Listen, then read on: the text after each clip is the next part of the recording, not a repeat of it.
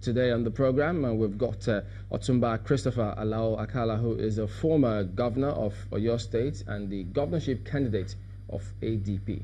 Thank you for coming out this morning, sir. Thank you for inviting me. So let's start off with security. I mean, you have a background in that, and we do remember, in addition to the reports which we've just seen, the vice president, he's also a supporter of this. He said several times that it is practically impossible, that it shouldn't be that we police a country the size of Nigeria, that's about 900 square kilometers, centrally from Abuja. So his voice, alongside several other people who are saying we need to decentralize our police structure. Do you agree with them? No, please. Why? This country, we are not yet mature enough to have a state police. Just for a simple reason that if people that are clamoring for state police can go back to history, they will know that we have not developed to that level yet to have a state police. Very simple. Those people that are clamoring for it, they want it for the self-aggrandizement, not for anything. I don't know what I should call them, my colleagues, some governors and other people that are clamoring for it, just want to use it for their service purposes. How do you mean? I mean, what I mean by this is this. You see, I know some of my colleagues, my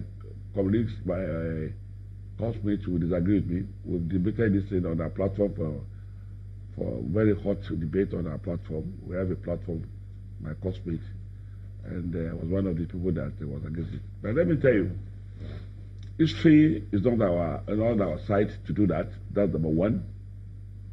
Number two, our democracy has not developed to that level. One, you see,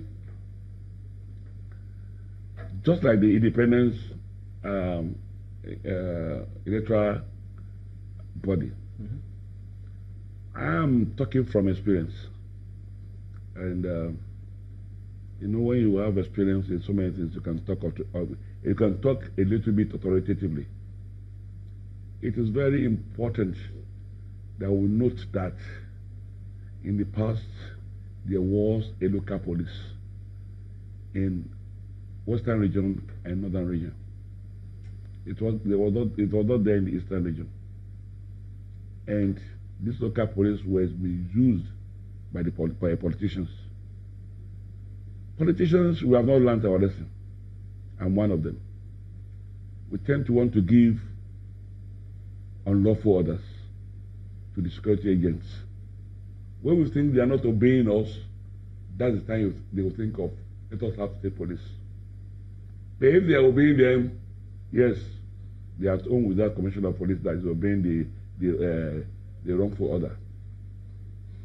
You see, the powers given to the police in the Police Act, or to police, that power of arrest is very enormous, it's very big.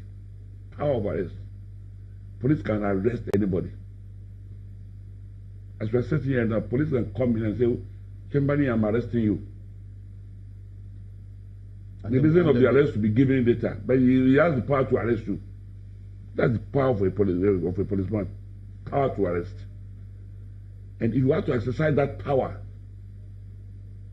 and you want a state police to be exercising that power, then I'm sorry, a lot of people will be in jail. Let me cite an example. Sometimes, years back, Babawolo went to Abachi for campaign. Okay.